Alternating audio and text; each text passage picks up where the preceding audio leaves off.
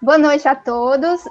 Hoje iniciamos mais um diálogo tributário da Comissão de Direito Tributário da OAB Ceará. Nosso tema hoje vai ser reforma tributária e suas implicações na economia e na emissão de moeda. Com muita alegria que a gente trouxe hoje para vocês, para apresentar aqui esse tema instigante para vocês, o Dr. Bruce Bastos. O Dr. Bruce é mestre em Direito e doutorando pela PUC de São Paulo, conselheiro do TAT, de Florianópolis, professor conferencista do IBET, sócio da Lobo Vaz Associados, autor do livro Tributação de Lucros no Exterior e de vários artigos jurídicos no Jota e no Valor Econômico, né? Professor Bruce, eu vou passar a palavra para você agora. Você vai poder falar sobre esse tema, né, aqui para a gente, sobre reforma tributária, e nós estamos ansiosos para lhe ouvir aqui. Muito obrigada, e a palavra é com você. Muito obrigado, doutora Adriana, é uma honra e um prazer enorme estar aqui com vocês. Eu quero não só, a partir da apresentação, mas eu quero também ouvir opiniões, ter uma conversa, quero aprender com a inteligência de todos vocês aqui hoje. Então, até quero deixar claro, né, para explicar por que esse interesse que me levou a estudar não só o direito tributário, né, relações tributárias do dia a dia que a gente resolve no escritório, mas tentar entender o papel da tributação nas políticas fiscais. Né? Dar um passo atrás, sair um pouco do positivismo do dia a dia, das discussões jurídicas, e tentar entender um pouco o desenho institucional brasileiro, sobretudo, e perceber como as políticas monetárias e as políticas fiscais, o desenho das relações tributárias, elas, de certa forma, estão visceralmente conectadas com todas as possibilidades de intervenção e de gasto público do Estado brasileiro. Então, eu escrevi um pequeno texto aqui que eu gostaria de ler e abrir logo para a gente poder conversar. E esse texto aqui, para que eu acabei não dizendo também, Adriana, mas eu participo aqui do IELA, que é o Instituto de Estudos Latino-Americanos aqui da UFSC, que aí é um grupo do setor econômico, do departamento econômico aqui da UFSC, eu participo desse grupo, então eu trouxe muito das reflexões que eu aprendo lá com eles aqui para o nosso debate hoje, para a nossa conversa. Eu comecei a escrever esse texto ontem, é um pouco do que eu já escrevi no Jota e no Valor, eu dei uma condensada, e é isso. Então, eu espero que a gente tenha uma conversa e uma noite muito prazerosa, eu sei que será, e reforçar mais uma vez, é uma honra muito grande estar aqui com vocês. Cumprimento todos que estão presentes. E eu vou começar, então, o que eu escrevi, né? Não vou tomar muito também, não vou cansá-los, tá, pessoal? Vamos lá. O Brasil, ele vive um momento de queda da renda das famílias, né, informalidade dos empregos e aumento dos preços de alimentos. Entre desempregados e alentados, né, que são aqueles que já desistiram de conseguir emprego, chega-se a soma hoje no Brasil de 20 milhões de brasileiros. Isso é assustador. Isso é assustador. Aliado à inflação, do aumento do preço internacional das commodities e à desvalorização do câmbio, esta talvez seja uma das mais profundas corrosões do poder aquisitivo brasileiro, que atinge diretamente a parcela mais pobre da população.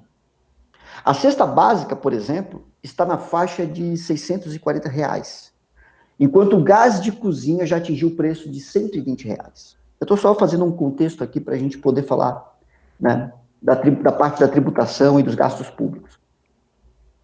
Então, o endividamento das famílias, né, que bateu recorde no período da pandemia, a maior da série histórica desde 2005, impede qualquer perspectiva, a meu modo de ver, né, de um crescimento em V. Se lembrarmos que o consumo das famílias é responsável por 70% do PIB brasileiro, ou seja, é o seu principal componente sob a ótica da demanda. E este fenômeno, ele está diretamente ligado à queda do consumo do setor de serviços, que por sua vez é o principal componente do PIB brasileiro sob a ótica da produção. Então, a família representa hoje 70% do PIB do consumo, e o setor de serviços, que foi um dos mais afetados, representa 70% aproximadamente do PIB sob a ótica da produção. Então, estou aqui contextualizando ainda, tá bom?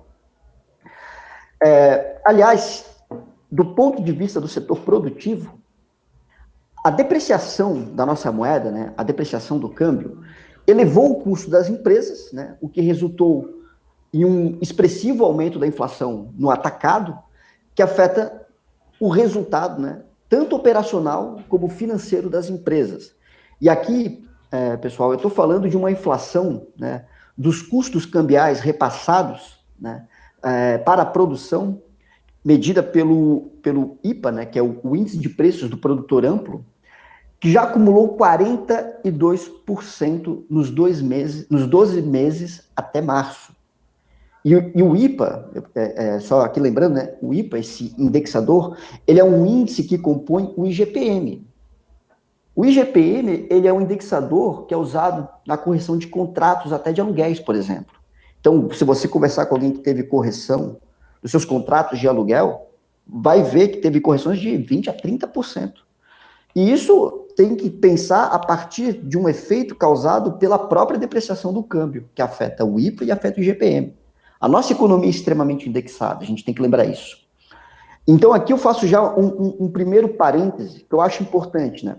Desde o Plano Real, na década de 90, né, os índices de inflação no Brasil são sensíveis, em maior ou menor medida, à depreciação cambial, o que faz com que os preços, incluindo os preços administrados, né, combustível, plano de saúde, gás do botijão, etc., e os juros, né, conforme a meta de inflação estabelecida, que segue uma regra, eu diria, heurística, né, que é a regra de Taylor, né, o juro sobe ou desce em proporção maior ao índice inflacionário oficial para mantê-los na meta, né, isto independentemente do nível de demanda ou de empregos ocupados.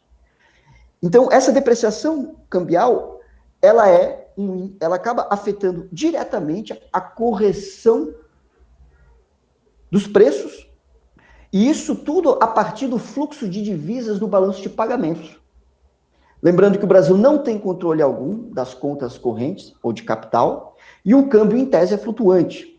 Embora a gente sabe que o Banco Central aí tem as suas ferramentas, né, como contratos de swap, compra e venda de dólares no mercado à vista, para ancorar, em alguma medida, as expectativas de quem contrai dívidas em dólares. Né? Vale lembrar que nos últimos meses, quando você teve uma subida abrupta do dólar, o Banco Central interviu, né, com contratos de swap. Né? Então, além da inflação, também muitos intermediários, né, da cadeia produtiva, eles não suportaram a crise do fluxo de caixa, né, desde o início da pandemia, e se retiraram do mercado. Com esta saída, muitas indústrias tiveram dificuldades com a aquisição de matéria-prima. Isso foi uma matéria do Valor, inclusive até recente, o que desorganizou as cadeias de produção não só no Brasil, mas no mundo inteiro. Aliás, os países, e aqui ganhou a tônica atual na geopolítica, como os países estão agora se questionando a dependência das suas cadeias de valor internacionalmente. Então, os países estão começando a retrair para um certo protecionismo, e teve um termo que eu li no jornal Valor Econômico, eu achei muito interessante, é um precaucionismo, de tentar ter controle das suas cadeias de valor, das suas cadeias produtivas, e não ficar tão dependente digamos assim, ao livre mercado internacional. Bem, colocado isso, a política monetária, não só no Brasil, mas no mundo, ela não tem se mostrado suficiente, o que criou um cenário estranho de alta liquidez interbancária, pois se pensar que em termos no Brasil, a Selic Meta está numa das suas mínimas históricas, né? Mas, contrariamente, também se teve um aumento dos juros para as empresas lá na ponta, né? Eu lembro aqui a Associação do Varejo, né, assinou uma carta endereçada ao ministro Paulo Guedes e ao presidente do Banco Central, Roberto Campos Neto, comunicando um aumento expressivo das taxas de juros, em alguns casos superiores a 70%. Então, olha que curioso, a gente tem um ambiente de alta liquidez, isso não só no mundo, mas no Brasil também, foi uma das primeiras medidas adotadas no início da pandemia, mas os juros na ponta, de quem comercializa, da empresa, enfim, aumentou. Eu dou o exemplo do Pronamp, por exemplo. O Pronamp é uma linha de financiamento para micro e pequenas empresas, né? Ele não parece ser suficiente, pois o juro na ponta, para o comerciante no varejo, por exemplo, continua bastante alto.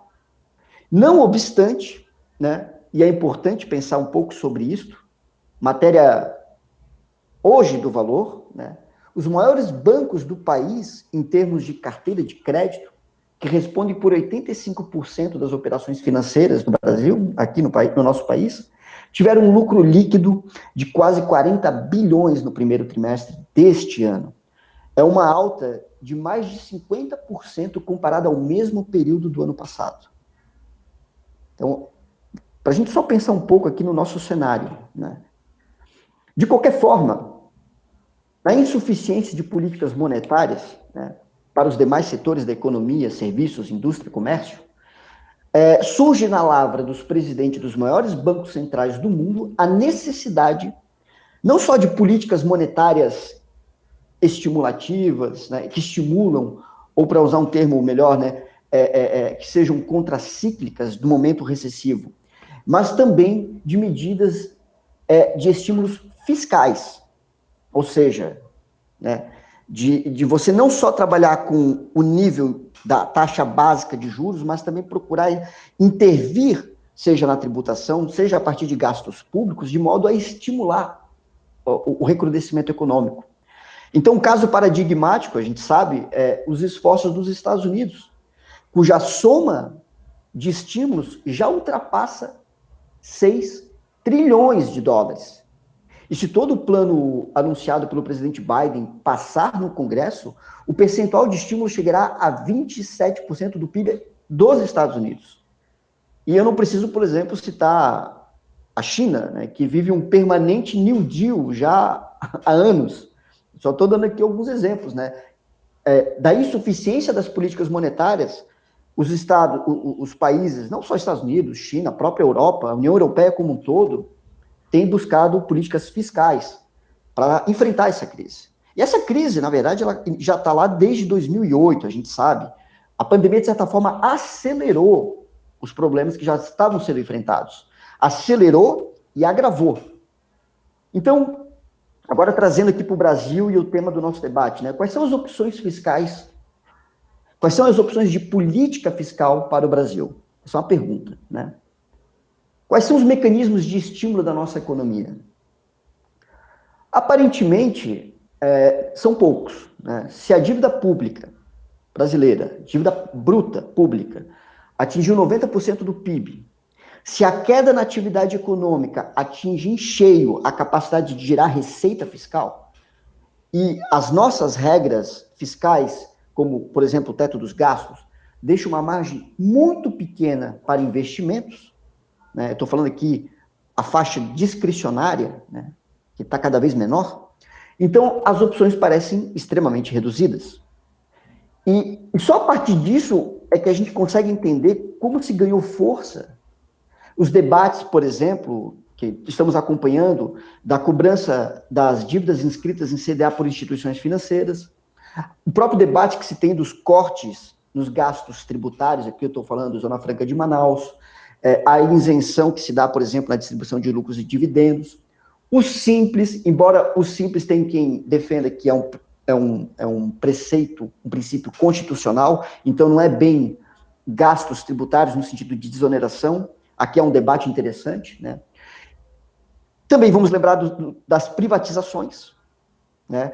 Por exemplo, o BNDES basicamente está se desfazendo de toda a sua participação nas empresas, o BNDES Pars, né, tá alienando as suas ações, né, a participação de cotas que tem nas empresas, e a própria a Eletrobras, né? Vou lembrar vocês que ontem mesmo, a Câmara aprovou a medida provisória que viabiliza, né, a capitalização da Eletrobras pelo setor privado, né? vai diminuir a sua participação, vai manter o golden share, mas isso no longo prazo pode ser alterado.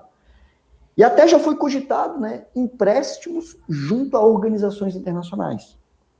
Esse é o debate que a gente está tendo.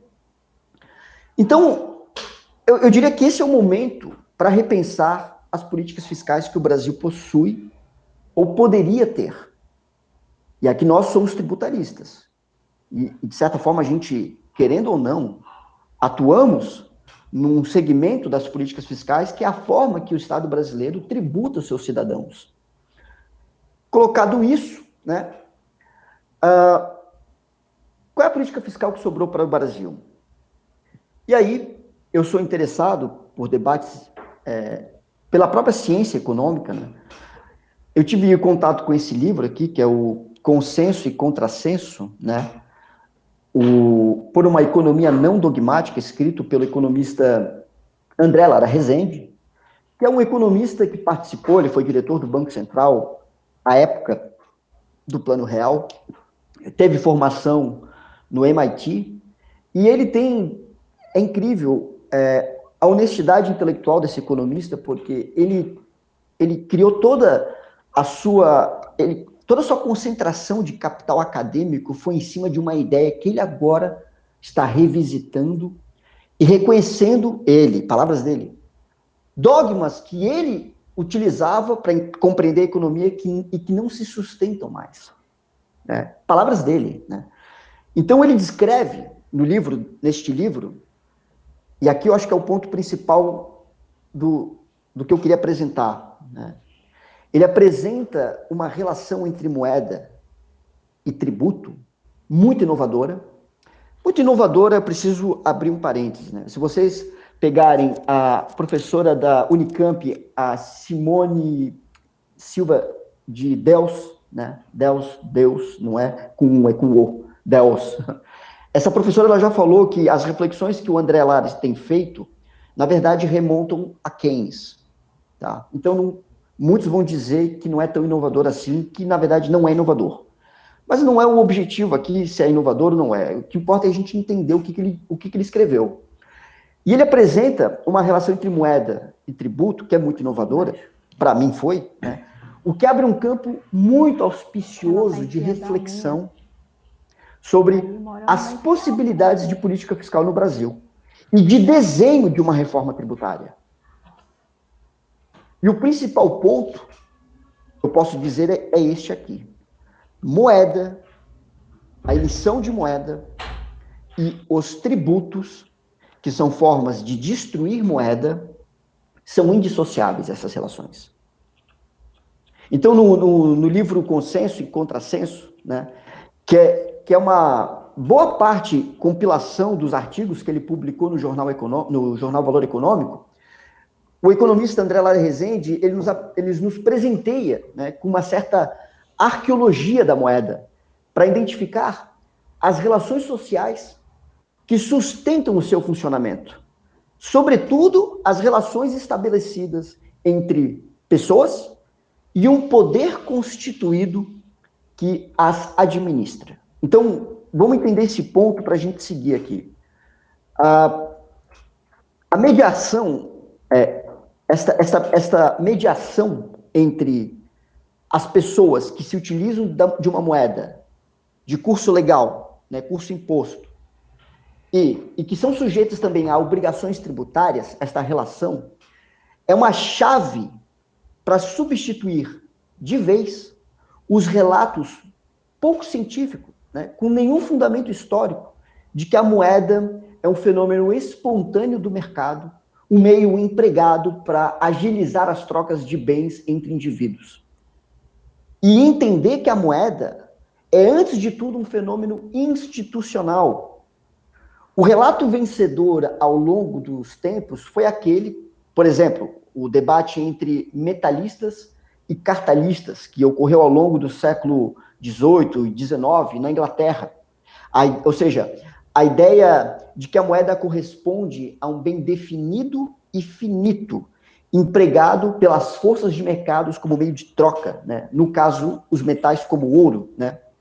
E daí surgem, né, inúmeras teorias respectivamente sobre inflação, dívida pública, etc., que perderam a correspondência no capitalismo, né, desde o século XX, quando o padrão ouro, por exemplo, foi revogado. Né? Eu estou aqui lembrando o maior calote que teve o maior calote praticado internacionalmente, quando o presidente Richard Nixon, em 71, ele comunica a extinção da conversão dólares para ouro.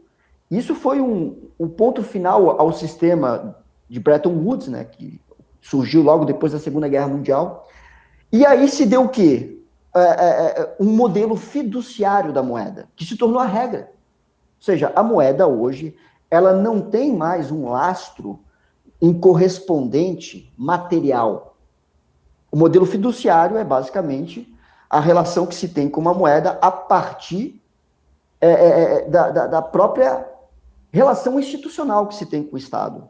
Ou, e aí é o ponto-chave do livro do André Lara Rezende, a relação entre tributo e moeda. E agora vai ficar bem claro o que eu quero dizer. A moeda, ela é o título da dívida do Estado com o cidadão. Então, opa, tudo bom? Creusimar, tudo bem? Não, seja bem-vinda, tudo bem? Prazer tê-la aqui com a gente. Prazer, professor. Desculpa atrapalhar. Não, de forma alguma. Não, seja muito bem-vinda. Então, retomando aqui, a moeda, ela é o título de dívida do Estado com o cidadão. E é também o único meio de pagamento dos débitos tributários, que, por sua vez, é o título de dívida do cidadão com o Estado. Então, olha que interessante, é justamente pela exclusividade desta compensação entre direitos e deveres que faz da moeda uma unidade de conta nacionalmente compartilhada, como também faz dela o ativo mais líquido que se pode dispor no Brasil. Ou seja, a liquidez da moeda tem uma relação direta com a sua demanda. E a sua demanda tem uma relação direta com o fato de todos os tributos só poderem ser satisfeitos pelo seu uso. Artigo 3º do CTN. Né? O meio de pagamento das dívidas tributárias se dão através de moeda. Claro, a gente sabe que você pode ter penhorar imóveis, tem transações tributárias, mas levado a cabo que se quer converter os ativos em moeda para satisfazer as obrigações tributárias que são compulsórias, estabelecidas por lei. Então, o Estado cria moeda toda vez que gasta. Todo gasto público é uma forma de criar moeda, criar poder aquisitivo. E ele retira a moeda de circulação, este poder aquisitivo dos cidadãos, toda vez que tributa. Se as despesas do Estado criam moeda e as receitas dependem da destruição da moeda, ou seja, do pagamento de tributos, se preferir, então, em termos lógicos, necessariamente despesas precedem as receitas. Isso meio que bagunça as explicações que tentam fazer analogias entre o Estado e uma casa, por exemplo, ou o Estado e uma empresa, que tem lá um fluxo de caixa, de receitas e despesas, e aí as receitas têm que ser compatíveis às despesas, não pode gastar mais do que ganha. Acontece que o Estado as instituições, por terem o poder de criar o próprio meio que vai satisfazer as dívidas que o desenho institucional do Estado estabelece, tira qualquer proximidade com essa analogia de ser uma casa ou uma empresa. Só que essa analogia está muito presente nos debates sobre os gastos públicos. E se entendermos bem isso, o André Lara Rezende, esse economista, ele conclui, para o espanto dos dogmas da ortodoxia econômica, que, primeiro, o Estado não depende de receitas fiscais para se financiar. Ou seja, o Estado não é uma casa ou uma empresa que precisa ganhar para depois gastar. E segunda conclusão do livro, que eu achei espetacular, tem várias conclusões, mas as que eu destaco, não há restrições financeiras para a emissão de moeda, o que não significa que não exista restrição, só são de outra natureza. Elas não são restrições financeiras. O Estado não precisa arrecadar para gastar. Toda vez que ele gasta, ele cria moeda, e quando ele tributa, ele destrói moeda. Então, a restrição, ou seja, a restrição para criar moeda, ela não é financeira. É de outra natureza. E qual natureza é essa? Então, vamos lá. Ao criar poder aquisitivo pelos gastos públicos, o Estado ele deve se ater para a capacidade instalada e o nível efetivo de produção. Do contrário, aí sim, um excesso de estímulo pode provocar desequilíbrios de várias ordens. Por exemplo, a inflação de demanda. E o que é mais comum no Brasil, né, um déficit nas contas correntes, ou seja, um saldo negativo na balança comercial. E aqui é muito curioso perceber a primeira crítica que eu levanto, as teorias que fazem das vantagens comparativas uma forma de desenvolvimento econômico de um país. Ou seja, eu não consigo satisfazer a demanda de um país por mercadorias com alto valor agregado, pagando-os com mercadorias ou bens de baixo valor agregado. Porque nessa troca da moeda que o seu país emite para uma outra moeda que é aceita internacionalmente, você vai perceber que vai lhe faltar as condições e os recursos para esta troca, o que vai encarecer uma moeda que você não emite. Logo, você tem uma depreciação do câmbio, né? uma explosão da depreciação da sua moeda, que vai gerar lá o que a gente já viu nas crises cambiais da década de 90, aconteceu com a Rússia, com os países asiáticos, com a Argentina, com o Brasil em 99, só citando aqui alguns exemplos. Então, no comércio internacional, a gente sabe, né, existem moedas que predominam sobre as outras, né, e que ocupam a posição de reserva de valor para os demais países. O dólar é uma moeda que compõe a reserva dos estados, por exemplo. E sua ausência é a fórmula para as crises cambiais. Como vimos na Rússia, né, na Ásia, citando aqui o que eu já falei.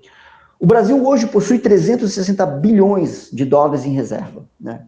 E isso muito por conta da compra de dólares que foram operadas pelo Banco Central, lá no período do boom, né, de demanda da China por commodities, antes da crise de 2008.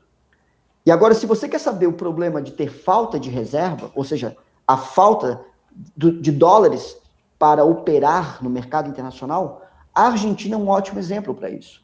A Argentina ela tem um baixo nível de reserva, o que significa que todo o crescimento da sua economia, que depende de produtos que ela não produz, faz com que tenha uma entrada de mercadorias que provoca uma evasão das suas divisas, você tem uma rápida depreciação do câmbio, porque você não consegue ter a moeda para pagar aquilo que você precisa para produzir, então isso imediatamente provoca uma inflação que leva à retração dos créditos pelo aumento dos juros. A Argentina hoje sofre com o que se chama de déficit gêmeos. É um déficit tanto na conta corrente, né, um déficit do balanço de pagamentos, como um déficit também fiscal. E aí precisa recorrer às organizações internacionais, porque ela precisa de uma moeda que ela não emite. Não é o caso brasileiro, como a gente vai ver. Mas voltando então aqui para o nosso, né, seguindo aqui o texto, né? Então, se do lado da emissão de moeda cria-se poder de compra, poder aquisitivo, de outro lado, as relações tributárias retiram este poder dos cidadãos. Ótimo. Neste ponto, a reforma tributária é fundamental para as possibilidades de gastos públicos, de investimentos públicos, e o próprio êxito do crescimento econômico no longo prazo. Ou seja, aqui é o ponto fundamental do desenho institucional enquanto condição de possibilidade para políticas fiscais. Pois, a depender de como a pressão fiscal ela vai ser distribuída na sociedade, se ela vai ser sobre a produção, sobre os salários, sobre as importações, os ganhos de capital, enfim, estabelece-se, a partir disso, as condições de possibilidades de novos gastos públicos, bem como de redistribuição do poder aquisitivo na sociedade, sem sobrecarregar a capacidade instalada dos agentes econômicos. E como é que o Brasil distribui a sua pressão fiscal sobre a sociedade? Né? Como é que é o desenho institucional das relações tributárias no Brasil? Pois bem, conforme o relatório de pesquisa do INSPER, né, sobre tributação da renda no Brasil, o nosso sistema tributário, ele sobrecarrega a renda do trabalho, sobretudo dos trabalhadores menos qualificados. Isso é a conclusão do trabalho do INSPER. É um sistema estruturado a partir de uma alta pressão fiscal sobre o consumo e uma baixa pressão sobre a renda das pessoas físicas. Daí, a alíquota no Brasil de 27,5% do imposto de renda da pessoa física fica tão distante dos países da OCDE, que ultrapassa 40%. As políticas fiscais no Brasil são regressivas, porque cobram mais de quem menos tem, e menos de quem mais tem, e são recessivas. Assim, no Brasil, o imposto de renda da pessoa física representa 7% do total da arrecadação, enquanto a média da OCDE é de 23,9%. E a tributação sobre o consumo corresponde a quase 50% do total da arrecadação, enquanto a média da OCDE é de 32%. Então, eu quero ser mais claro sobre isso, né? Segundo os dados da OCDE, os países com os melhores IDH, Índice de Desenvolvimento Humano, são os que tributam o retorno do capital, ou seja, grandes rendas e ganhos de capital, e são os que oneram menos o ato de consumir bens e serviços. Para ficar em um exemplo, a Suíça, que está na segunda posição no ranking de 2018, dos países com maior IDH, apresenta, na relação tributo-PIB, né, essa relação tributação e PIB, uma carga tributária de 13% sobre rendas, lucros e ganhos de capital e apenas 6% sobre o consumo de bens e serviços. No Brasil, esta relação é de 6,5% sobre rendas, lucros e ganhos de capital e 15,4% sobre bens e serviços. A maior pressão fiscal, agora entendido o espaço social privilegiado para destruir poder aquisitivo, recai sobre o retorno do trabalho, os salários dos trabalhadores, que são, em termos quantitativos, os principais consumidores brasileiros. E com isto concentrando ainda mais o poder aquisitivo de quem se remunera pelo retorno do capital. E aqui eu vou abrir um terceiro parêntese, porque vocês estão percebendo que eu estou utilizando o termo de retorno do trabalho e retorno do capital, e isso remete diretamente à obra de Piketty, né, O Capitalismo no Século XXI, que, com base numa análise de documentos, foi monumental, inúmeros países, pegando desde o século XVIII, XIX, XX, né, que se sabe que a riqueza tende a concentrar-se quando o retorno do capital é superior ao crescimento da riqueza do país. E eu fecho esse parênteses. O sistema tributário brasileiro, então, aqui concluindo, né, essa primeira reflexão, ele exerce a maior parte da pressão sobre o retorno do trabalho, privilegiando o retorno do capital, incluindo rendimentos financeiros.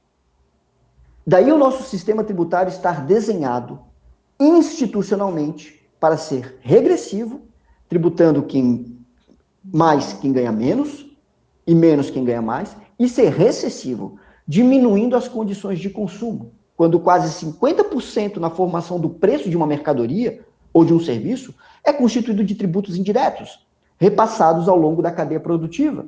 PIS, COFINS, IPI, ISS, ICMS, é ali que se concentra a tributação brasileira, do ponto de vista da formação do preço, e é preciso enxergar como as reformas tributárias que vêm sendo apresentadas, elas caminham muito mais na linha de olhar a tributação sobre bens e serviços, em vez de olhar outros signos presuntivos de riqueza.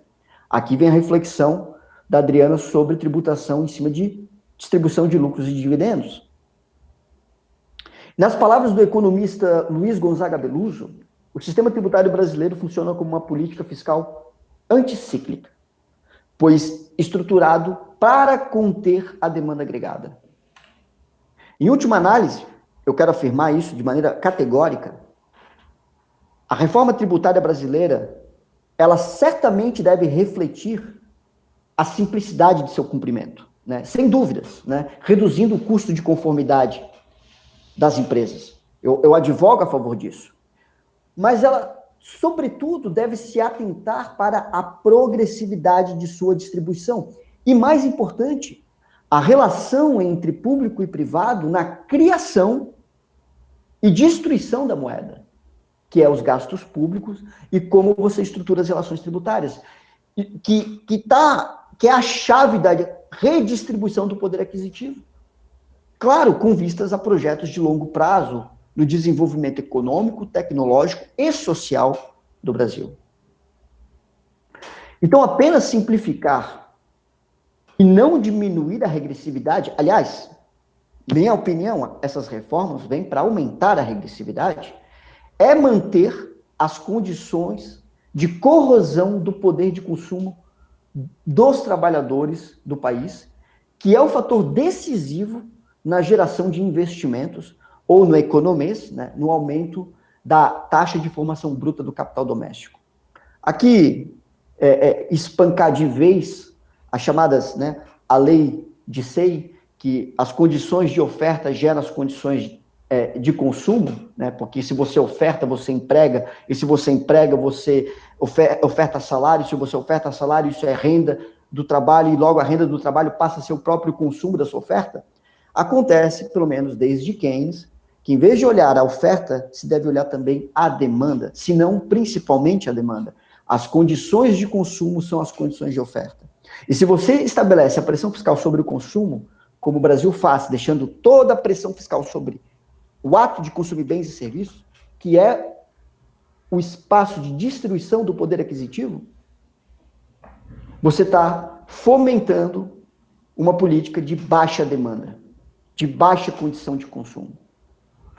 E aí eu queria, finalmente, falar um pouco sobre juros e reforma tributária. Vamos fazer uma reflexão. O texto meio que já acabou, tá, pessoal? Agora eu quero conversar com vocês. Só tem mais alguns tópicos aqui que eu separei. E eu quero falar da reforma. O auxílio emergencial, este ano, está entre 150 e 375 reais por família, com um limite de gastos estabelecido em orçamento de 44 bilhões. Por sua vez, a Selic já subiu 2 vezes 75%, 0,75%. Né? E está hoje em 3,5%. E o mercado já projeta chegar até o final do ano entre 5% e 6%. Isso é um aumento significativo da Selic. Cada 0,5% de aumento da Selic representa 50 bilhões, mais ou menos, de aumento da dívida pública. Claro, porque o serviço da dívida, né, ela é estabelecida a partir de um indexador dos títulos que tem como base a Selic. Então, se você aumenta a Selic, você também aumenta o endividamento do Estado no serviço da dívida, né, no serviço da rolagem da sua dívida. Para chegar a 6%, calculem agora qual é o compromisso de gastos do Estado brasileiro para o serviço da dívida. E compara com os 44 bilhões. Ambos são decisões políticas sobre como o Estado deve gastar.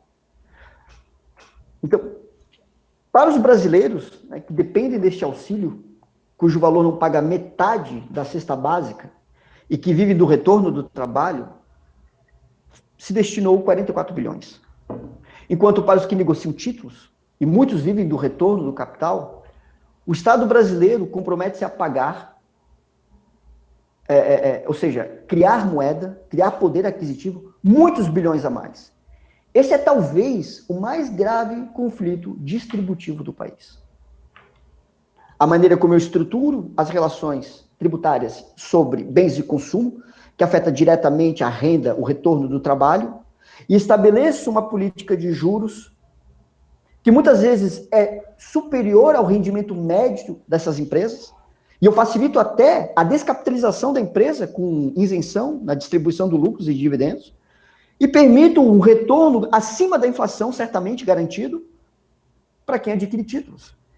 Ou seja, não só eu tenho um mecanismo rentístico, de estímulo do rentismo, como também a meu modo de ver, de agravamento da desigualdade social.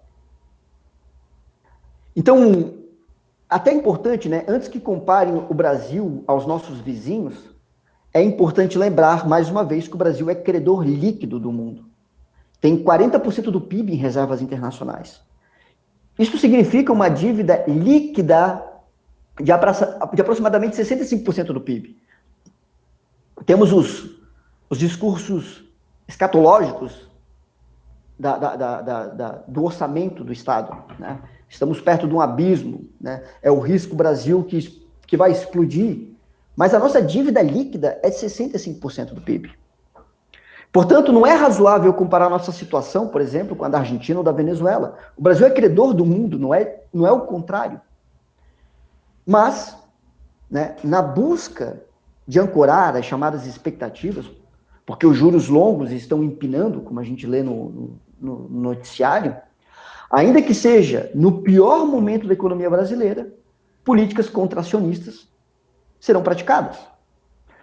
O que se quer, no final das contas, é combater uma depreciação cambial e o aumento dos preços internacionais das commodities, que são as causas principais da nossa inflação, atraindo um capital especulativo, chamado hot money, diminuindo a percepção de risco fiscal. Aí eu faço a pergunta, deixo essa pergunta aqui para a gente debater, né? E eu vou concluir daqui a pouco. Será que as expectativas ancoradas em um fluxo, como se diz no economês, de carry trade, que é quando você traz dívida em moeda estrangeira para ganhar com os rendimentos dos títulos brasileiros, será que esse fluxo de carry trade serão suficientes para mudar o cenário de altas taxas de capacidade instalada ociosas e de desemprego? Se olharmos o PIB de 2020, concluiremos que o aumento de todos os indicadores econômicos foram alcançados pelo auxílio emergencial, aquele de R$600 que em setembro caiu pela metade. A queda da produção não foi quase 10% por conta desta injeção que foi direto, né, nas veias do consumo. E, na verdade, é muito mais sério esse assunto, porque sabemos que o auxílio foi uma questão de sobrevivência para uma massa de trabalhadores relegados à informalidade. Relação que já ultrapassa os vínculos formais de emprego. Então, se todo o aumento da renda dos trabalhadores, que são os principais consumidores em termos quantitativos no nosso país, se todo o aumento de renda é convertido em consumo de bens e serviços, o que garante um efeito multiplicador na economia, pois o consumo demanda do comércio, o comércio demanda das indústrias ou importadores. Agora imagine políticas fiscais anticíclicas acompanhadas de relações tributárias de fato progressivas, deslocando a pressão fiscal que recai sobre o retorno do trabalho para as parcelas mais ricas que se sustentam com o retorno do capital. Aqui também seria importante falar da tributação sobre patrimônio e heranças. E eu não estou aqui numa ascese socrática nas nuvens, para usar o termo da obra de Aristófanes, né? Tendo aqui uma comunicação com a filosofia. Não, eu estou basicamente apresentando o que os países da OCDE seguem na linha internacional de como se estrutura suas relações tributárias. Aonde que você tem que exercer a pressão? Todavia, né, a resposta dada pelo nosso governo brasileiro segue a mesma. Aumento dos juros e reformas institucionais, como a administrativa e a tributária. E qual é a reforma tributária que a gente vai ver? Depois do presidente da Câmara, Arthur Lira, né, que ele sustou a Comissão Mista de Reforma Tributária, isso por recomendação de um parecer técnico, a gente sabe os motivos, o que aparece agora no horizonte é a chamada CBS, né, a Contribuição sobre Bens e Serviços. É o projeto de lei 388, eu tinha notado isso, 3887 de 2020. Esta contribuição, ela unificaria o PIS e a COFINS, e tem como um dos pontos principais um crédito financeiro, ou seja, é um crédito sobre toda aquisição, desde que conte destacado na nota fiscal. o que, em tese, colocaria um ponto final no debate judicial sobre, por exemplo, o conceito de insumo, né? Como é que ele está estruturado? A princípio, vai ser uma alíquota geral de 12% sobre a receita bruta. O sistema financeiro já garantiu uma alíquota de 5,8% sobre as suas receitas, então vai ser menor. Mas uma alíquota geral de 12%. E até aqui não há previsão de alíquotas diferenciadas para o setor de serviços, por exemplo, que responde a 70% do PIB, sob a ótica da produção. Até porque, vamos lembrar a discussão que se tinha no passado, se buscava desonerar os encargos da folha dos prestadores de serviço, né, a partir da criação de um imposto sobre transações financeiras. O que, a meu modo de ver, encareceria demasiadamente, ainda mais, o crédito, né, os juros, para as empresas operarem. A gente sabe que os juros na ponta é altíssimo no nosso país. Mas, segundo técnicos, né, o segredo da proposta da unificação das duas contribuições, o PIS e a COFINS, é começar com 3 alíquotas e buscar uma convergência paulatinamente para uma alíquota única, mas isso não tem nada certo. O que está apresentado agora é uma alíquota de 12% sobre a receita bruta das empresas. Minha opinião sobre isso, e aí eu vou querer ouvir de vocês as considerações e vamos conversar. A CBS, ela foi um fatiamento de uma reforma tributária que tentava unificar basicamente toda a tributação dos entes federados, né? Ia do ISS, do ICMS, PIS, COFINS, IPI, enfim. Que era uma reforma que eu discordo que ela seja feita. Se de um lado a gente ganha em simplicidade, do outro a gente perde em regressividade, em diminuição das condições de consumo, do aumento de uma relação tributária regressiva e recessiva, o que afeta na nossa estrutura hoje de austeridade fiscal, uma impossibilidade de investimentos e gastos públicos, e recorre-se a isso, a reformas que, a meu modo de ver, desmantelam cada vez mais direitos que foram conquistados, direitos sociais que foram conquistados, e privatizações que são obtidas aqui, meu ponto de vista, eu respeito e quero ouvir todas as opiniões contrárias, mas que são privatizações que serão feitas com capital que não é brasileiro, é um capital que vem de fora, e isso não é nenhum nacionalismo embolorado, também poderia ser e já estaria justo, mas é imaginar que todo o lucro gerado por essas empresas vão ter também a sua contrapartida na saída, o que significa um déficit no nosso balanço de pagamentos, e a gente tem que pensar se tem produtividade e geração de mercadorias de alto valor agregado para compensar o que vai sair com o que vai entrar. Eu estou pensando aqui no balanço de pagamentos. Então, eu quero debater isso com vocês, eu acho que esse é o tema para a gente já começar a conversar, mas aqui, por tudo aqui que eu apresentei, repensar a relação entre moeda e tributo é, a meu ver, a grande lição do livro do economista do André Lara Rezende, pois é repensar de forma inédita os efeitos das condições de criação de moeda mediante gastos públicos e de destruição do poder de compra através dos tributos, sem o que não se entenderá qual a melhor reforma tributária para o Brasil, ou de forma mais ampla, qual desenho institucional pode concentrar ou redistribuir os meios de gerar riqueza na sociedade brasileira. Era essa a mensagem que eu queria passar, mas eu quero conversar com vocês e ouvir opiniões e, enfim, quero aprender agora também com vocês. Então, muito obrigado. Perfeito, Bruce, suas pontuações foram excelentes.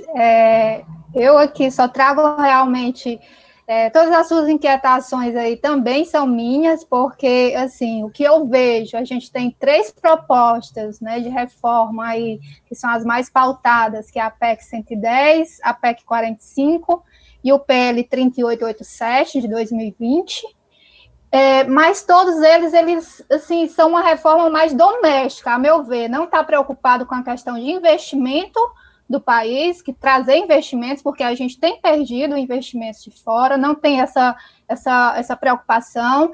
Também não, a meu ver, não está tendo uma preocupação com a função social do tributo, porque hoje em dia a gente não pode mais ver o tributo sem essa questão dessa ligação da função social do tributo em si, em trabalhar as desigualdades sociais. Outra questão que, uma das aspectos que me deixa muito inquieta é a 45 por retirar os incentivos fiscais, né? Porque, principalmente a gente que vive na região Nordeste, a gente sabe das dificuldades que são de enfrentar toda a competitividade do sistema tributário das empresas no país inteiro, competir com São Paulo, com Rio Grande do Sul, e é necessário, é essencial que esses incentivos fiscais eles venham para o Nordeste, por ser uma região que necessita desses incentivos, e algumas das propostas elas não trabalham isso, né? Então, assim, todas essas questões que você trouxe aqui para a gente são questões essenciais que merecem ser, que infelizmente não estão sendo trabalhadas por quem realmente é de direito trabalhar, que são os nossos parlamentares, né? A gente não vê essa preocupação, a gente vê grupos de estudos de tributaristas que poderiam estar contribuindo bem mais com a reforma, e, infelizmente, não estão. A sociedade também não está participando desse debate, infelizmente, alguns por desconhecerem, outros por falta de incentivo mesmo, né? A gente sabe que vive em um país que não acaba não influenciando a participação dos debates sociais, mas que, infelizmente, nós, a camada mais os trabalhadores, que é a camada mais que mais recebe os impactos de uma reforma tributária que não é pensada, de fato, nas nossas desigualdades regionais, sociais, várias desigualdades que o Brasil enfrenta, né, em si. Realmente parabenizar você por trazer essas questões e agradecer, que foi um debate incrível, e abrir espaço para os demais membros para fazer alguma colocação ou fazer alguma pergunta.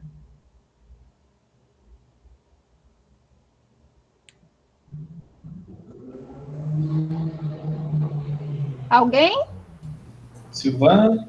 Eu só quero fazer um comentário sobre a palestra maravilhosa e bem necessária e bem atual, né? E só assim, contar dois casos, um sobre a questão da reforma, que a gente sabe que se fizesse uma reforma apenas tributando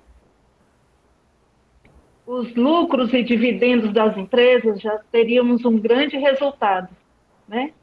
Então, assim, por alguma razão, não se aprova a tributação sobre lucros e dividendos, e aí cobra-se mais do assalariado, que é injustiçado, na verdade. Então, nós temos casos de professores que trabalham em 3 escolas para sobreviver, e cada escola ganha R$2.000, então não é retido nada. Quando ele vai fazer a declaração de imposto de renda dele, dá um imposto alto para pagar, que no orçamento dele não cabe o pagamento daquela cota do imposto. Então, assim, é muita injustiça que a gente vê que está errado. Em relação às políticas públicas também, tem que ter uma reforma. Eu estou com um caso, na verdade, eu sou estudante de Direito ainda, mas sou contadora. E eu trabalho como voluntário em causas sociais. Eu peguei um caso agora de uma tia que ganhou a guarda de 6 crianças, porque os pais estão presos, e ela não pode ganhar o Bolsa Família, porque ela tem a carteira registrada ganhando um salário mínimo. Então, assim, qual é o incentivo que se tem para o trabalhador que ganha um salário mínimo ter sua carteira registrada, né? Realmente a gente precisa se impor mais na questão da reforma. É só uma ponderação, professor. Com licença, boa noite a todos. Queria só fazer aqui uma colocação. Para ser sincera, eu acredito que a reforma tributária ela não vai sair tão cedo, porque ela envolve uma complexidade de discussões teóricas, jurídicas, muitos atores, muito poder envolvido, muito conflito de interesse. Ninguém quer perder, né? governo não quer perder arrecadação, as empresas não querem pagar mais. O objetivo do governo, pelo que eu entendo, é que ele quer simplificar, porque realmente as empresas têm um gasto muito grande com consultorias. A tributação no país, o ordenamento jurídico no que tange à tributação, ela é complexa demais, todos nós sabemos disso, né? Tem especialistas para cada setor, e simplificar seria uma boa tomada de decisão para a economia. A questão da tributação sobre dividendos, ganhos de capital, é uma preocupação do governo, porque isso iria desestimular investidores, haveria uma corrida uma fuga de investidores do país, e isso iria preocupar a questão do desemprego, iria aumentar.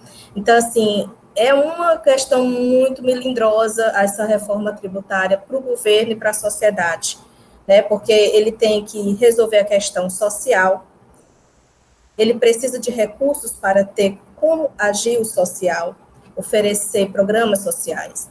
Então, ele não pode perder caixa, né? Por isso que eu não acredito muito, né, que essa reforma vai sair tão cedo, né? Esses fatores. A palestra do Dr. Bruce foi encantadora, abordagem mais voltada para a economia. A gente aprendeu bastante com isso, e eu fico muito agradecida por estar aqui participando, pela palestra do professor e pelas pontuações dos colegas. Deixe-me ver se eu me lembro de mais alguma coisa que eu anotei aqui. Esse livro que ele indicou, eu vou procurar ler, né? Achei muito interessante a abordagem sobre política monetária e tudo. Se eu me recordar de mais algum ponto da reforma tributária, eu gostaria aqui de voltar a palavra, tá certo? Passando a palavra aqui para alguém mais interessado em se manifestar. Caso alguém queira na frente, eu tenho algumas, né, pontuações, eu gosto da conversa assim, mas, né, ele explorou muito a visão da reforma tributária sobre a dinâmica da relação de causa e efeito no mercado, né, trazendo elementos que são interessantes e, de fato, tem muitos dados que, pela quantidade de informação que tem, a gente sempre está absorvendo coisas novas, né, pontos novos, e havia muitos dados né, e pontos, assim, para mim, interessante, assim. Vários deles, assim, passaram, assim, sobre alguns pontos que eu já vinha analisando, né, sobre a reforma tributária, sobre essa questão de distribuição de renda, até sobre o futuro do trabalho, né, porque você falou da produção, produtos com alto valor agregado, né, e isso é um desafio que se tem para o Brasil, até em face da automatização. A gente tem que desenvolver a mão de obra que no Brasil tem um baixo valor agregado, né, enquanto fora, enfim. Então, há uma série de desafios que o Brasil ele tem que se propor a superar, né? E eu gosto sempre de trabalhar e pensar essas questões de uma forma simplificada, né? Eu acho que a gente fixa alguns alicerces para não se perder no meio de toda essa confusão. O primeiro deles, né, parte de uma questão bem básica. O Brasil ele tem que se responder se ele pretende desenvolver para distribuir ou distribuir para depois desenvolver, né? E isso traz uma reflexão, né, sobre o sentido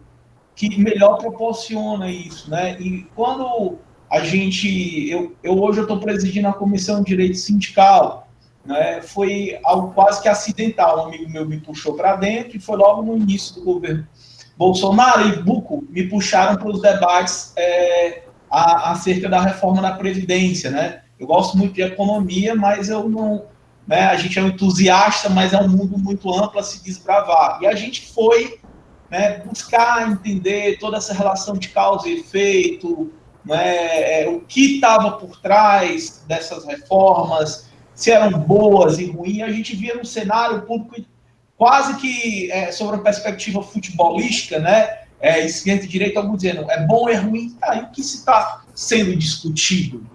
né, o que está sendo discutido. E aí a gente começou a analisar e trabalhar nesses debates, né, o efeito da distribuição de renda pela Previdência, né, o impacto que quando a renda chega embaixo, né, ela traz para o desenvolvimento, em contrapartida, por exemplo, quando você acumula, né, quando você tem essa visão apenas de, vamos tentar atrair. Né? Até o que a colega pontuou hoje, dessa preocupação, e que há nesse discurso de se a gente tributar as grandes fortunas, se a gente cair em cima mexer na distribuição de dividendos, será se vai prejudicar a atração? O primeiro ponto que eu achei interessantíssimo, eu não lembro agora, eu peço até desculpa porque eu peco muito, às vezes, não anotar as fontes, mas eu estava lendo um pesquisador, salvo engano, de Oxford, e ele expondo, né, eu queria até achar, porque eu achei fantástico, ele dizendo que, olha, o Brasil é um país altamente lucrativo, para quem vê de fora. Altamente lucrativo. Então, esse discurso é falacioso. Se a gente for olhar juros aqui, né, ou seja, a remuneração do capital, certo? Então, será, se mesmo assim a gente tributar, passar, porque é um desafio da reforma tributária, né? Eu acho complicadíssimo, inclusive, tentando induzir essa falácia, quando se trabalha essas reformas com base num texinismo assim, grande, né? Porque você tem que fixar algumas premissas, e um deles é, justamente, se a gente olhar para os sistemas tributários assim, de países, assim, digamos, desenvolvidos, há essa migração, né, há essa retirada do consumo para a renda. Né? Isso é um fato. Isso é um fato, penso eu. Né? Então, assim, a gente se perde, assim, eu pontuei algumas coisas, né? Eu tinha até minhas anotações aqui, até antigas, assim, eu estava retomando enquanto a gente escutava os dados, né, e as relações, né, de causa e efeito que o Bruce pontuava, de fato, e eu queria aqui jogar, né, eu meio que não concluí, mas pontuei algumas coisas que eu também concordo em comum, e uns pontos elementares que eu sou a favor da tributação, né, de grandes fortunas, e acredito que isso não vai afastar investimentos no Brasil, certo? A questão de lucros e dividendos é um toma lá da cá, né? Também acho que não vai ser problema algum. Há esse discurso falacioso vamos afugentar e tal, e eu acho que o Brasil ele tem que passar no ponto de superar, certo? Me desculpa, esse blá, blá, blá, né? Que só coloca a gente no atraso. Mas eu gostaria de colocar uma lenha na fogueira aqui, Lúcio, de algo que eu ainda não explorei muito, que eu penso, né, pode estar ligado também com a questão da reforma da tributária. Deixa eu só puxar aqui agora, que me fugiu. Desculpa, até eu me perder aqui na...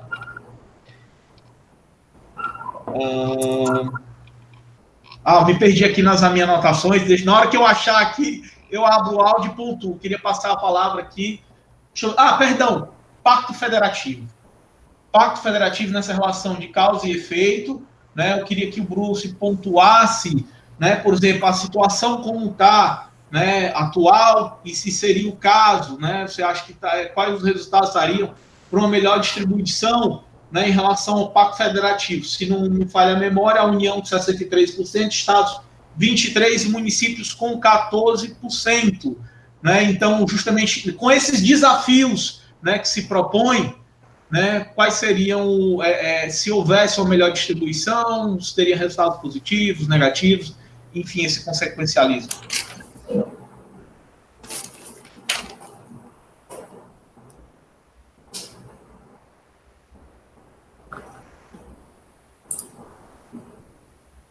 Sim, eu vou querer fazer algumas pontuações também. Eu jurava que eu tinha clicado. Mais algum comentário para que a gente possa... Doutor Bruce. Eu quero comentar alguns pontos que foram levantados aqui que eu achei interessantíssimo. Por favor, eu queria primeiro agradecer a sua brilhante apresentação sobre a reforma, esse novo olhar sobre a economia também, a reforma da economia. Mas eu gostaria de saber qual seria, no seu ponto de vista, né, o cenário ideal para o Brasil independente de todas as dificuldades ou não, mas qual seria a ideal? Se essa proposta por ser uma nova, do seu ponto de vista, tributária, seria,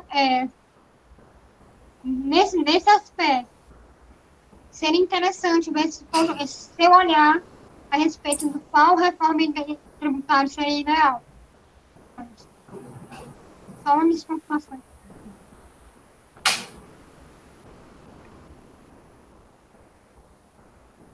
Mas alguém gostaria de fazer um comentário?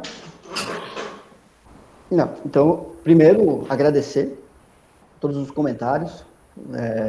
Eu acho que todos eles captaram bem o ponto do nosso debate, da nossa discussão. E é um tema que eu não quero encerrar, eu deixo isso muito claro, não estou aqui encerrando as minhas reflexões, inclusive, eu deixo isso muito claro para todos que me escutam, eu estou sempre repensando as minhas ideias, tá? Amanhã eu posso já mudar de novo. Então, o que importa é a gente estar sempre pensando. Eu tenho uma regra que é tentar estar sempre repensando os meus dogmas. Então eu acho que o debate está aberto e ele é saudável. Então, eu queria começar com um rápido comentário, Samuel. Você colocou ali, né, a grande questão se é preciso distribuir para se desenvolver. Quer dizer, primeiro você distribui e se desenvolve, ou você primeiro desenvolve e distribui, né? Aquela ideia do bolo, tem que fazer o bolo crescer para repartir, né? Eu acredito que isso é até um falso binômio. É a mesma discussão que se tem em cientistas, entre filósofos, na verdade, da ciência política, como Thomas Hobbes, Jacques Rousseau, John Locke, a questão do binômio da igualdade e liberdade, como se ou você privilegia mais uma ou privilegia a outra, ou você privilegia mais a distribuição ou mais o desenvolvimento. Eu acredito que é um falso binômio, porque só consegue-se ter distribuição a partir do desenvolvimento, e você só consegue desenvolver a partir da distribuição. Essas coisas, na verdade, elas são juntas. É que nem igualdade e liberdade. Você só tem efetiva liberdade a partir de relações de igualdade, como você só tem efetiva igualdade a partir de relações de exercícios iguais de poder político, social e econômico, que são exercícios de liberdade. Uma simbiose. Exato, Silvana, exatamente. Então não é vamos privilegiar um e depois a gente dá conta do outro. As coisas, há uma simbiose, como o Silvana colocou. Elas acontecem simultaneamente. Você uma não vive sem a outra. Você só garante um garantindo o outro. Então, esse seria o primeiro ponto, né? Você tem que garantir distribuição, desenvolver, e você tem que garantir desenvolvimento distribuindo. A questão do pacto federativo. Bem, questão central, né? Questão central porque o Brasil é um país continental, tem vários Brasis aqui dentro. Eu sou aqui do Sul, por exemplo, eu vi um município do meu estado, Itajaí, um município inexpressivo do ponto de vista do PIB, de geração de riqueza, sair das últimas colocações na geração de riqueza para estar entre os dois ou três primeiros municípios com o maior PIB do estado, a partir de um benefício que foi o pró-emprego. Porque o Itajaí é um município que tem um porto, e esse benefício do pró-emprego estimulou empresas a virem para o nosso estado e estimulou um crescimento que hoje você vai Itajaí, é um dos melhores municípios que nós temos aqui do ponto de vista de estruturação urbana, segurança, educação, por conta de um benefício que levou em conta especificidades regionais. E o Brasil tem que levar em consideração, né, cada região tem que levar em consideração que é específico, tem questões ali que são particulares. A ideia de você ter uma relação de imposição tributária para todos, em nome de uma racionalidade dos cálculos econômicos, você vai prejudicar, primeiramente, a relação com o Pacto Federativo, e eu falo isso com uma certa até segurança, porque pessoal, levem isso muito em conta, eu não quero aqui aparecer, não é isso, é só para ilustrar mesmo. A primeira decisão do STJ, que excluiu os créditos presumidos de ICMS, que é uma subvenção, renúncia fiscal do Estado, para estimular um determinado setor da economia, da base de cálculo dos tributos federais, PIS, COFINS, Imposto de Renda, Contribuição Social, em nome do princípio do Pacto Federativo e da imunidade recíproca entre os entes da Federação, Foi uma decisão minha, que eu digo do meu escritório, da minha equipe, justamente trazendo a necessidade de você, se a união tributária, a renúncia fiscal dos estados, que é um mecanismo próprio, garantido pela lei da responsabilidade fiscal, respeitado os seus limites, mas para estimular um determinado setor que ela enxerga um interesse público, fomentar, você não pode ter intervenção em nome do Pacto Federativo. Então, eu defendo muito a necessidade de respeitar essas especificidades de cada região, Samuel.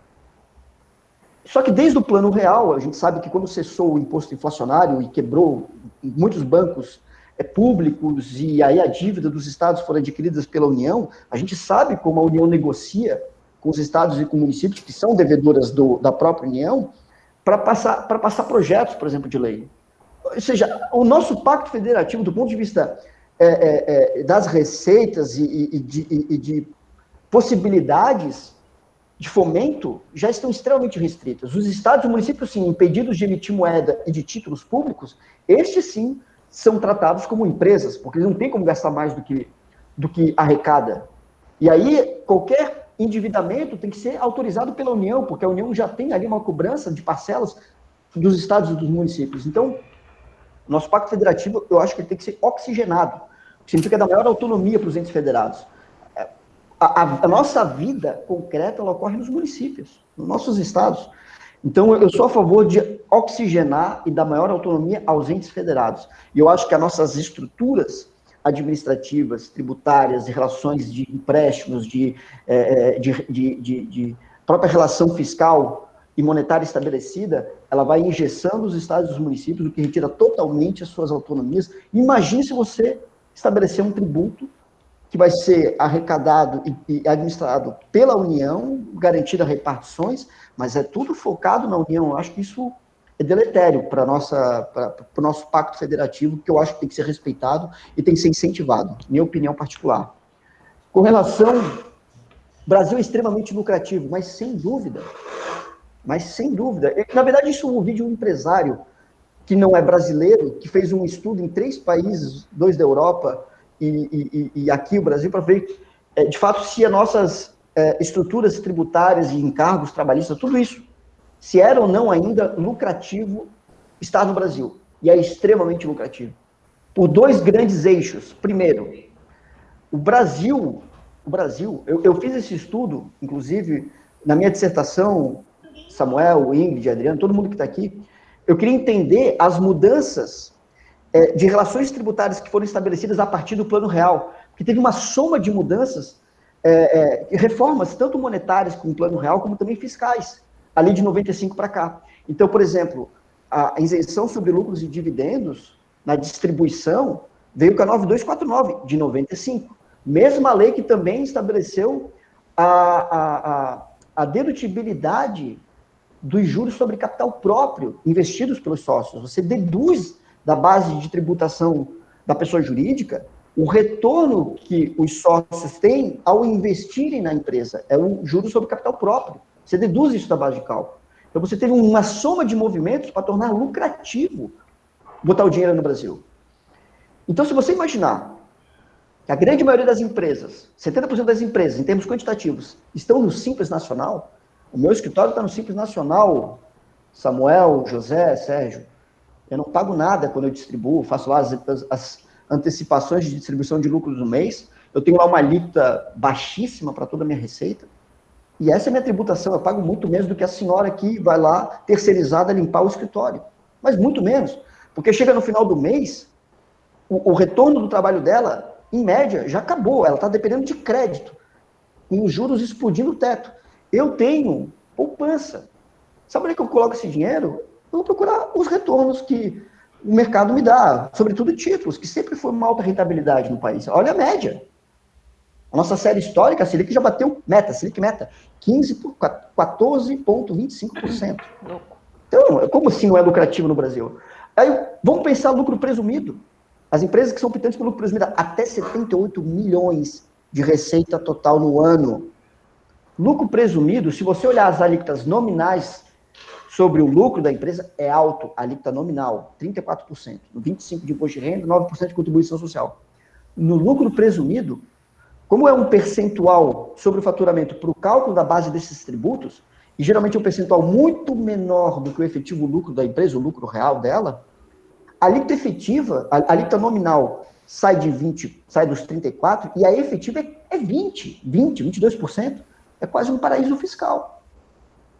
E se descapitalizar a empresa, isento. Então, onde é que pesa a tributação no Brasil? Não é sobre o lucro da empresa. Se for para o lucro real, é uma soma de mecanismos, inclusive, para dedutibilidade do lucro. Onde é que pesa? É toda a tributação direta concentrada na produção. Bens, serviços, e que chegam no comércio e que acabam consumindo, no final das contas, a formação do preço de tudo que nós adquirimos. É ali que está a grande pressão fiscal. Vai comentar alguma coisa, Marcos? Não, e eles acabam repassando, né? Então, quem acaba suportando, no final das contas, é o consumidor. Né? Até falacioso, quando o empresário diz, é demais na folha. Se tudo é repassado, o consumo...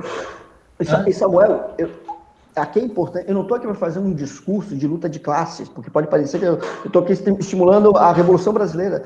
Na verdade, o que eu quero é criar as condições de demanda para o meu cliente, ou para mim mesmo, que sou empresário.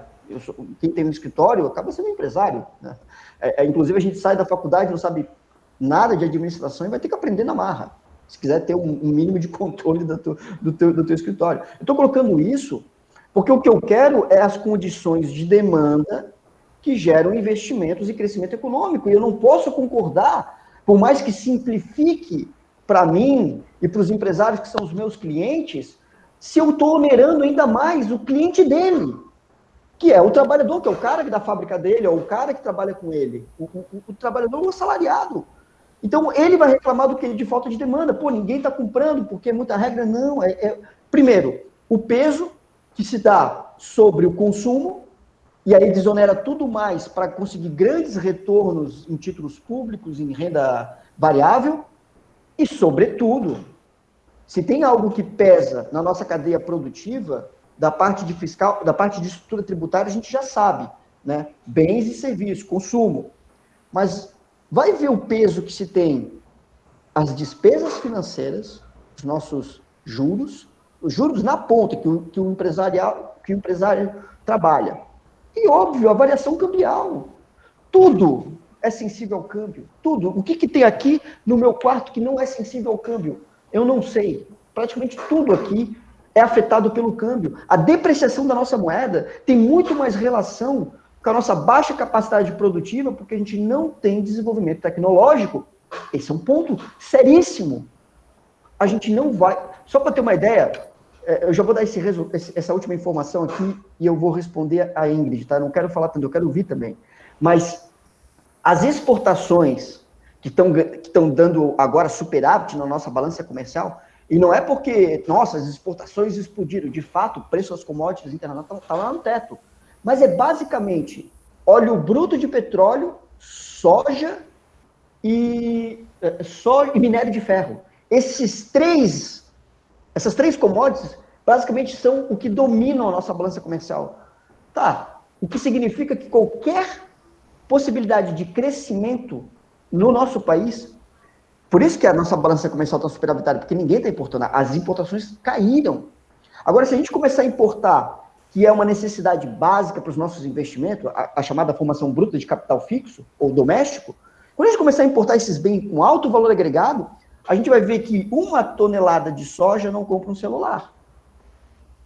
E aí a gente vai perceber que é só começar a crescer, que desvaloriza o câmbio, os indexadores que corrigem os preços, imediatamente capturam, corrigem preços administrados, combustível, botijão de gás, tudo, corrigem tudo.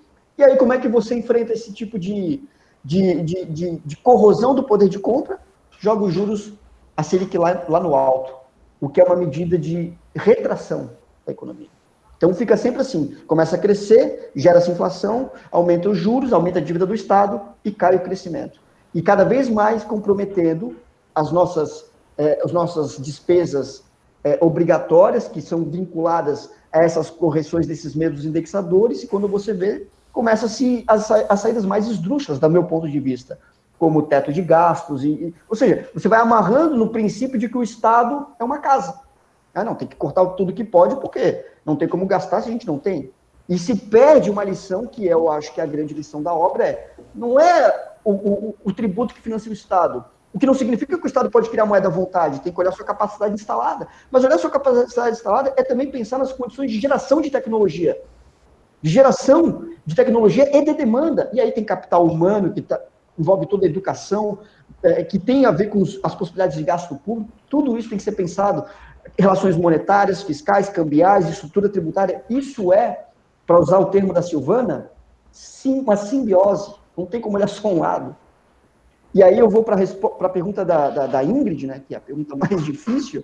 Reforma tributária ideal.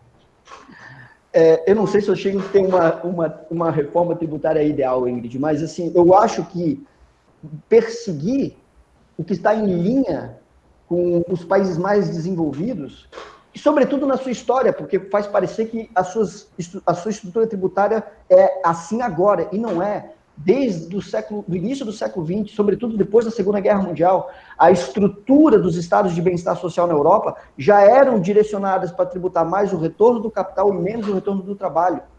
Você tem que diminuir a pressão sobre o consumo e aumentar nas maiores faixas de riqueza, sobretudo da renda da pessoa física e do patrimônio herdado. Isso, inclusive, é um princípio liberal. Você vai pegar isso em John Stuart Mill, a importância de se tributar as heranças. O Brasil tem uma média de tributação de herança de 3,6%. Ou seja, é tudo para desqualificar o trabalho. E desculpa, nesse ponto de vista, não é nem Marx, aqui é Adam Smith. A riqueza está no trabalho, no poder de transformação da natureza, que agora tem que ser pensada também de uma forma como uma simbiose com a nossa mediação humana. Não é mais recurso meramente. Aí a gente já pode chegar até em discussões que eu não vou trazer para cá, mas eu adoraria trazer, de veganismo e vegetarianismo, mas eu vou segurar. Mas então a sua pergunta, Ingrid, eu não preciso nem tirar algo da cachola. Eu diria, veja o que tem dado certo. Onde é que está se distribuindo a pressão fiscal? Aonde se está destruindo o poder de compra? Que é o poder aquisitivo, que é a condição de você ter gastos sem provocar as distorções como inflação de demanda ou déficit em balanço de pagamento, e redistribuir o poder de consumo, o poder de compra. Isso tudo alinhado com investimentos em tecnologia, com capital, com o fomento do capital humano, que é uma educação. Né? Enfim, aí a gente conhece os serviços públicos básicos que têm que ser melhorados, mas, sobretudo, um papel mais ativo do Estado na regulação e na geração de domínio tecnológico. Se tem uma coisa que o século XX nos mostrou, na verdade o século XIX já tinha mostrado, é que um país, para ser rico, depende do trabalho, e um trabalho alinhado com o domínio tecnológico. E aqui a gente ainda está perdido achando que isso vem ou com capital estrangeiro, ou por uma iniciativa privada, ou quem sabe por um cientista, um doutor, sabe aquele cientista pardal, o cara que fica num quintal e de repente, isso não existe. Todos os grandes avanços tecnológicos, todas as, para usar o termo de Schumpeter, as destruições criativas, não vieram da iniciativa privada, vieram do investimento público. A China está ensinando isso para o mundo. Desculpa, pessoal, me empolguei. Não, é ótimo, assim, a gente tem vontade de botar mais lenha aqui, né? Mas o tempo aqui tem um bocado de coisa. Sim. Bruce, assim, sensacional. Você, assim, a gente fica sem palavras, daria para ficar aqui umas 4 horas só ouvindo você falar, porque fora, assim, do comum, né? O domínio de tema, as questões que você trouxe aqui para a gente, para mim, eu confesso, já vi várias palestras sobre reforma tributária, ainda não tinha visto a sua. Para mim trouxe muitas coisas novas que eu ainda não tinha pensado, que vão me fazer repensar, que vão fazer refletir. Eu acho que não só a mim, mas todos os colegas aqui, eu estou falando aqui em box com alguns, também me repassaram essa mesma sensação de muito conhecimento, trouxe para a gente muitas provocações. E, assim, é uma honra poder receber aqui, mesmo que virtual. Eu espero que ainda a gente possa recebê-lo aqui presencialmente no nosso estado. Mas, assim, você trouxe muito a acrescentar aqui a todos nós hoje, nessa noite, né? Foi uma noite maravilhosa, que eu espero poder se repetir. Eu sempre escuto você aos sábados no seu grupo de estudos, mas ver você falando sobre reforma, para mim, foi impactante, foi extremamente impactante e com muitos aprendizados, coisas que eu vou querer pesquisar e aprender bem mais para poder sair um pouco mais com maiores informações sobre reforma, porque a gente acaba ficando muito só nessa questão da simplificação, que é o debate que a gente tem hoje, né, o que a gente tem discutido, mas falta esse olhar multifacetado, né, esse olhar de que não é só a questão, exatamente, é uma questão mais, um olhar mais universal também, né? Então, assim, muito obrigada por dispor desse tempo aqui para a gente hoje. Só tenho a agradecer também a presença de todos os colegas aqui da comissão presente. E espero poder repetir essa live. Sim? Adriana, boa noite a todos. Aqui é a Janaína. Boa noite, desculpa, eu não tinha visto a doutora Bruce. É a nossa segunda vice-presidente da comissão. Ela vai falar aqui agora um pouquinho. Desculpa, doutora, eu não tinha visto a sua presença. Não, eu que peço desculpa, eu não liguei a minha câmera aqui, porque eu ainda estou aqui trabalhando e tudo, e passei um dia meio complicado de trabalho, mas enfim, eu gostaria de parabenizar o grupo, né, pelo brilhante evento, e também ao professor Bruce, eu já tinha tido a oportunidade de escutá-lo no IBET, né? E agora aqui, mais uma vez, ele trouxe um olhar que realmente eu ainda não tinha tido esse olhar sobre a reforma tributária, e é um olhar extremamente rico, né? E, assim, agradecer essa oportunidade, agradecer ao professor Bruce, né? E convidá-lo, né, através das meninas, para ele comparecer mais vezes aqui no nosso grupo de estudo, ou a outros eventos, porque realmente eu acho que é um debate que ainda deve ser muito amadurecido, né?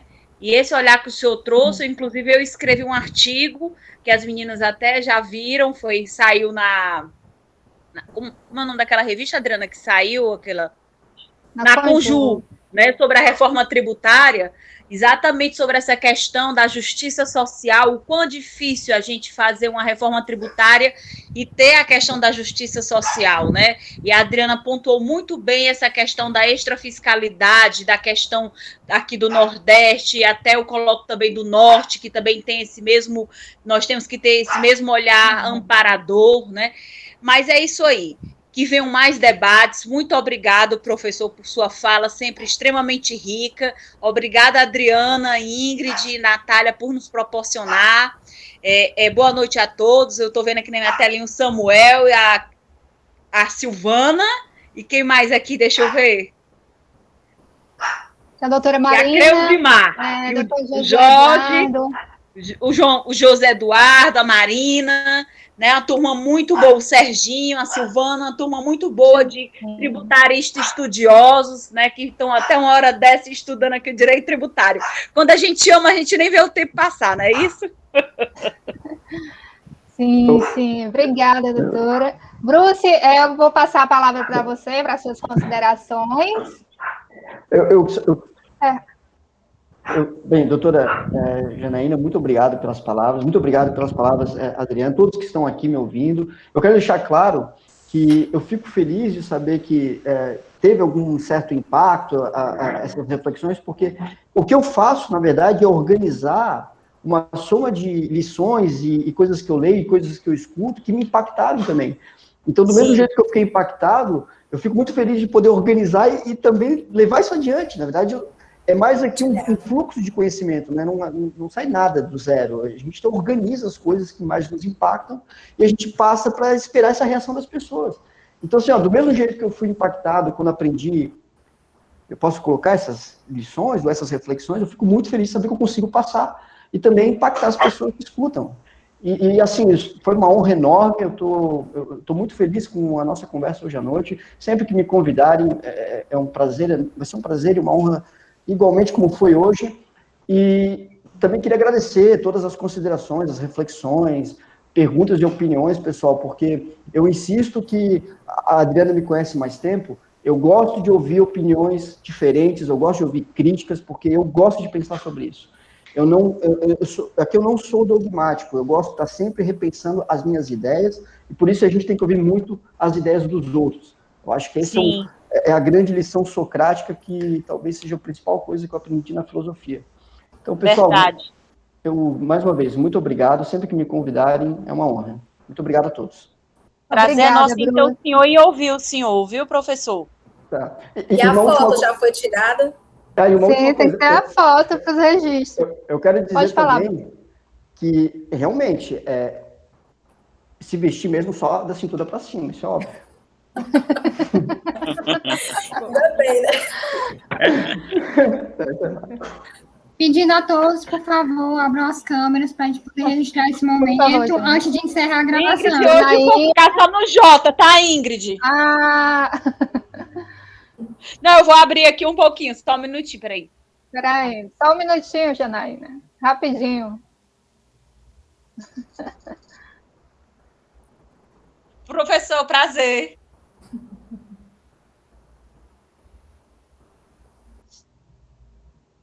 Foi?